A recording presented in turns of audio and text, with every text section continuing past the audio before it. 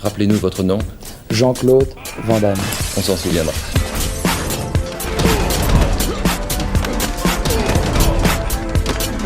Van Damme Express.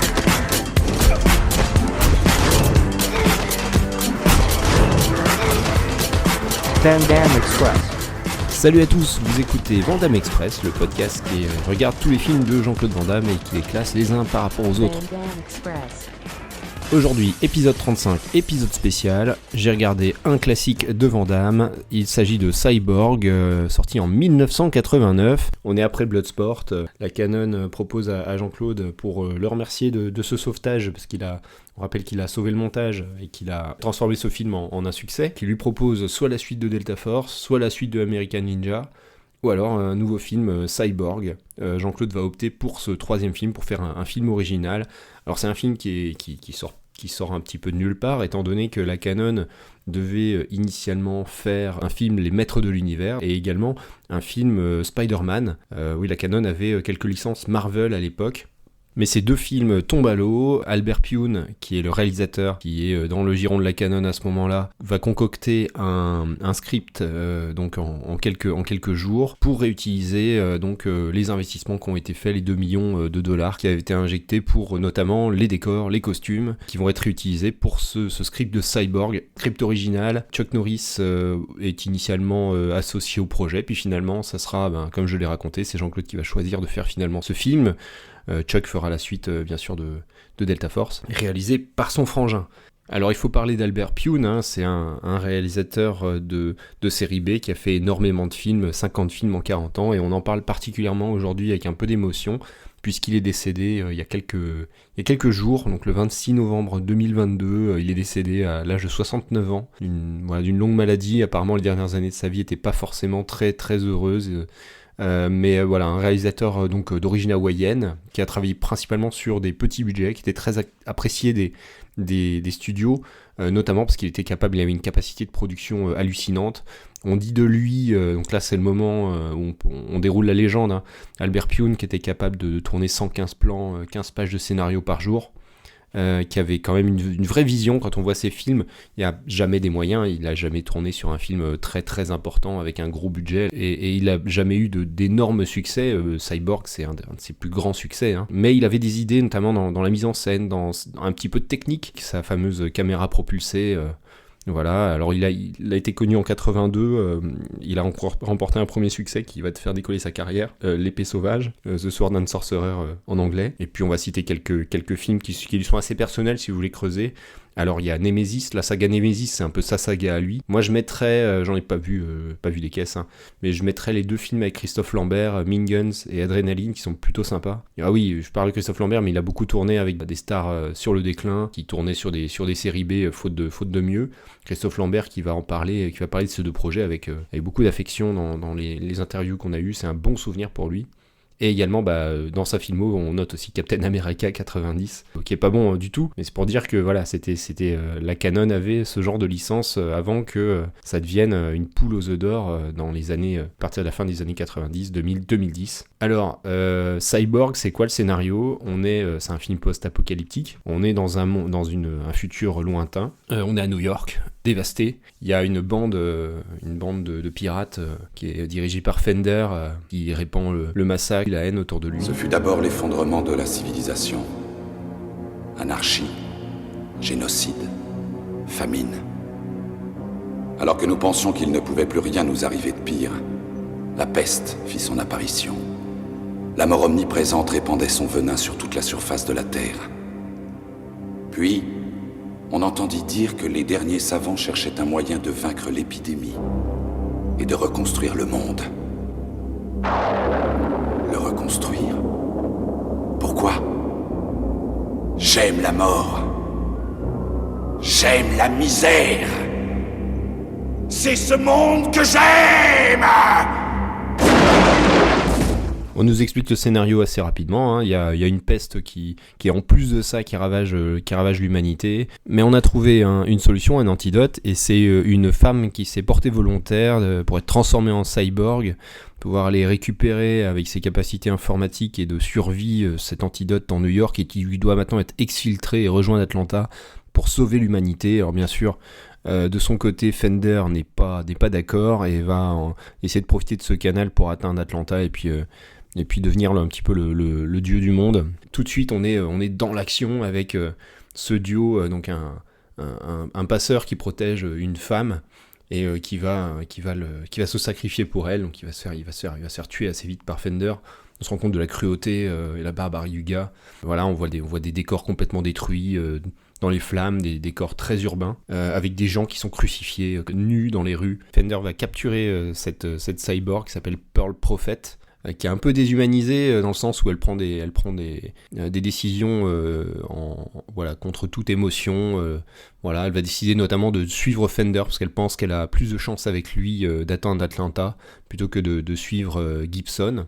Je n'ai pas encore parlé de Gibson, c'est le rôle que joue Jean-Claude Van Damme dans le film, Gibson Rickenbacker. Alors bien sûr, on fait le lien avec Mel Gibson dans Mad Max. Le film ressemble pas mal à Mad Max visuellement et dans le traitement des trucs post-apocalyptiques, des thèmes. Il s'appelle Gibson Rickenbacker, comme Mel Gibson s'appelait Max Rockastanky dans la saga de George Miller. Donc il joue un passeur, Gibson Rickenbacker. Un passeur, c'est quelqu'un qui aide ses congénères à sortir de New York. Alors il se fait payer, il se fait payer grassement. Il va tomber sur ce cyborg où il va pas trop s'en intéresser. Lui aussi, Gibson, il a un peu perdu d'humanité, mais il va tomber sur une humaine qui est jouée par Deborah Richter, qui va donc l'aider à reprendre foi. Elle va le pousser à aller sauver cette cyborg et l'humanité. Le film est une poursuite comme ça, assez linéaire, où Gibson et Nady vont poursuivre Fender et ses sbires.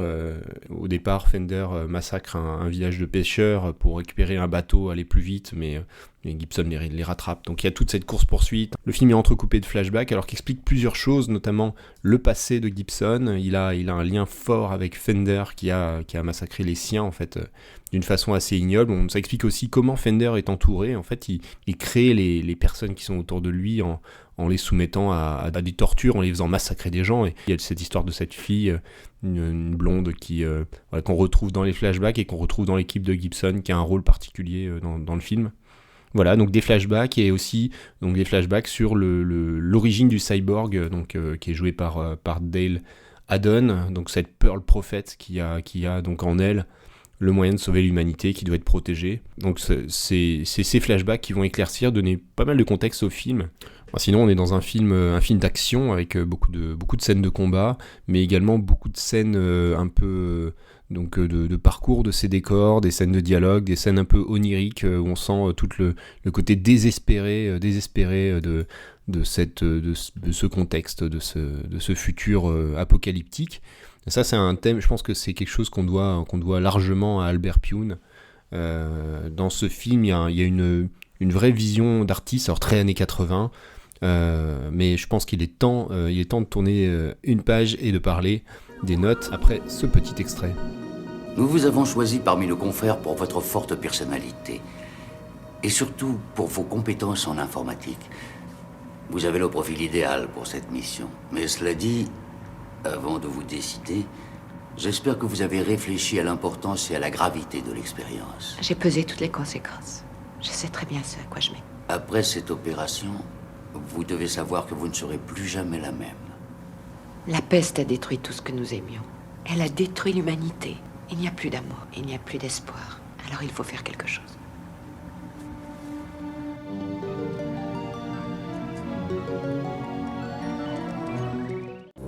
Arrêtez-la. Laisse-la partir. À Atlanta. Elle a un remède pour guérir la peste. Laisse-la s'en aller. Je veux ce remède.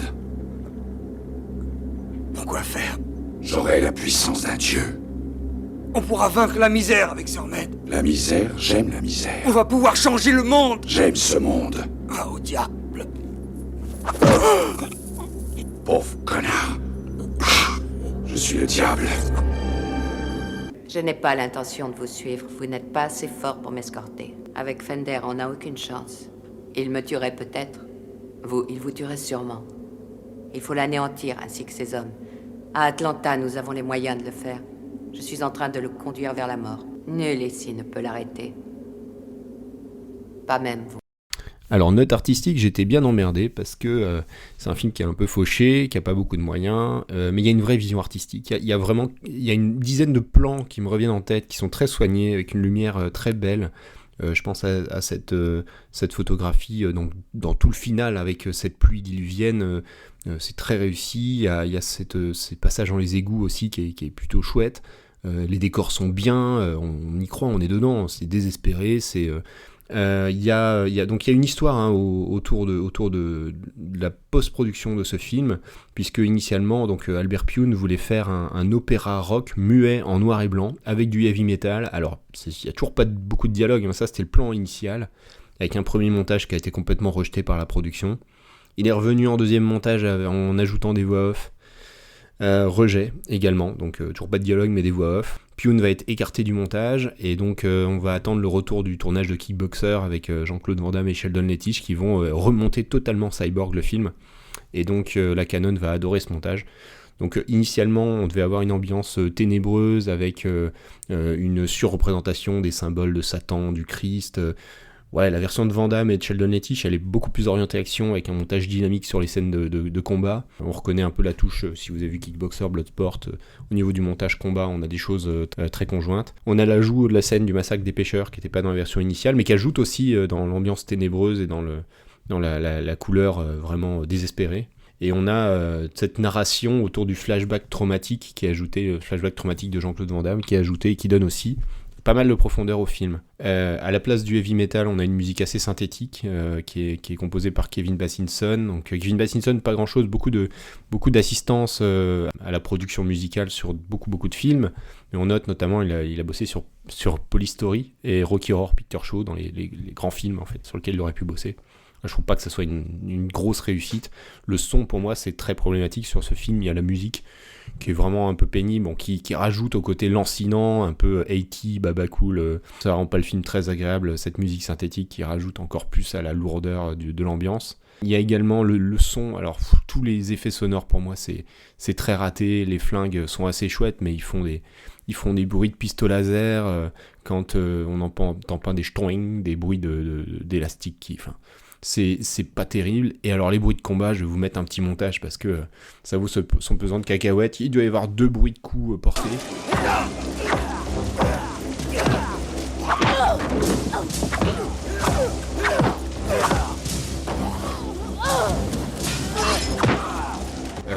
Là, si vous vous souvenez des parodies des Inconnus avec Van Damme ou Stallone, c'est exactement ça. Peut-être même qu'ils ont repris les bruitages de ce film. Ça tombe dans le ridicule. Quant à la toute fin du film, qui se veut vraiment apocalyptique, sous un orage, une pluie diluvienne, et on a 10 minutes de combat avec des cris, des hurlements et des gens qui se tapent dessus en hurlant pour se faire peur.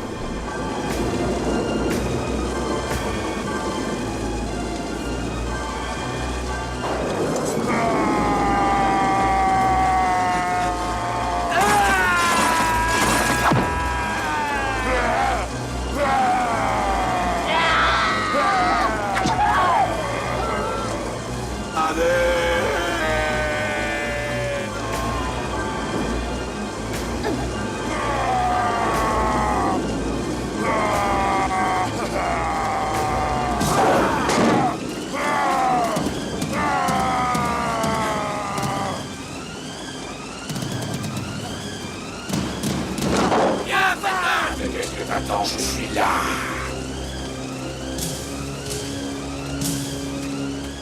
Voilà, pour moi c'était un petit peu trop, mais artistiquement, pas défoncer le film trop non plus, parce qu'il y a une vision, il y a un truc, il y a un cachet. Après c'est un film vraiment marqué années 80 dans le mauvais sens du terme pour moi. Pour moi je le mettrais c'est un peu mieux que Mad Max le premier, qui n'a plus grand chose pour lui, parce qu'il a été surpassé en fait en tout point par le 2 et par Fury Road. Non, là on compare même plus. Mad Max 2 c'est 10 fois mieux que Cyborg. Cyborg ça se défend quand même pour un film de fin des années 80, qui a quand même 2-3 trucs à dire. Je pense que la vision de base d'Albert Pyun était vraiment intéressante, mais le film qu'en a fait Van Damme est peut-être même plus efficace et traverse peut-être mieux l'épreuve du temps. Un petit mot sur le chef opérateur Philip Allen Waiters, qui a fait beaucoup de travail notamment sur les ralentis, les coupages cut, et qui a il y a un passage très intéressant, très bizarre si on prend du recul sur le film, pendant la course-poursuite, c'est le fait qu'on passe d'une espèce d'usine, une scène sous un pont très industriel. Les héros vont passer par une trappe une trappe dans le sol pour aller dans les égouts, et vont être poursuivis par les méchants. Et à la sortie de ces égouts, on va arriver dans un marécage. Alors la cohérence de ceci, ça pourrait ne pas marcher du tout, mais rien qu'avec le travail sur les lumières, sur les lentilles, en fait, si on réfléchit pas, ça passe totalement, et il y a une certaine maestria dans cette espèce d'enchaînement qui est un peu hallucinant. On est comme dans un mauvais rêve, hein, de toute façon, donc ça se poursuit avec cette espèce de parcours dans ces décors complètement déshumanisés, vidés de toute substance. Voilà, 5,5, note artistique. Donc 5,5, c'est pas ignoble, hein, mais c'est pas un film très agréable à regarder, qui a une vision, qui a quelque chose d'intéressant. 5,5, c'est un peu mieux que Full Contact, que Bloodsport. Voilà, c'est quand même moins bien, beaucoup moins bien que Risk Maximum et compagnie. Et en bagarre, j'ai mis aussi 5,5, c'est un peu dur, mais c'est des combats qui sont quand même moins intéressants. Il y a du vrai karaté, il y a des coups portés, il y a des choses sympas, mais c'est quand même moins bien que Cavale sans issue. Je pouvais pas mettre mieux que Légionnaire même.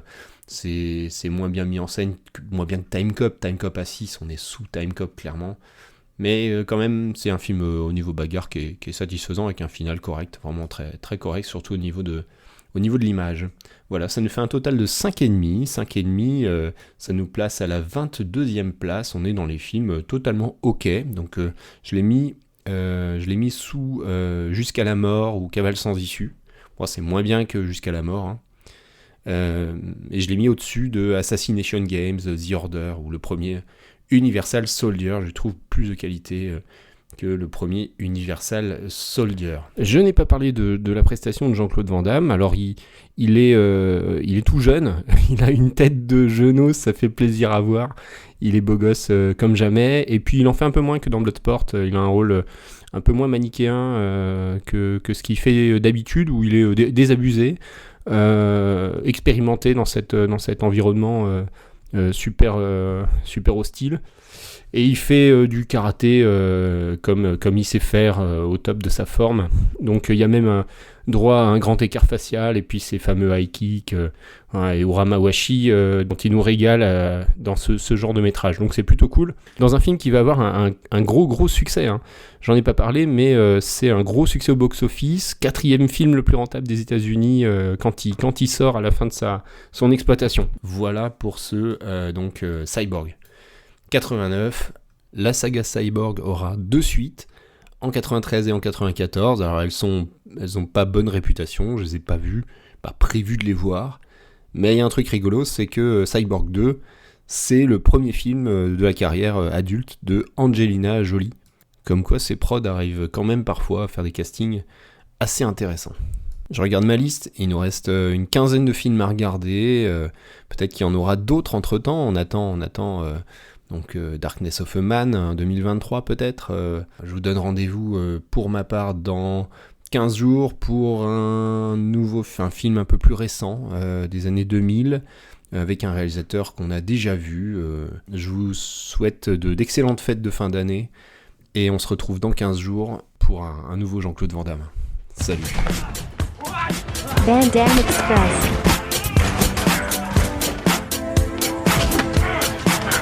Van Damme Express.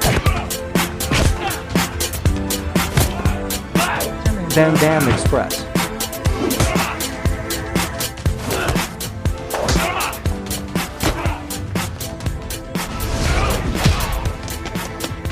La route.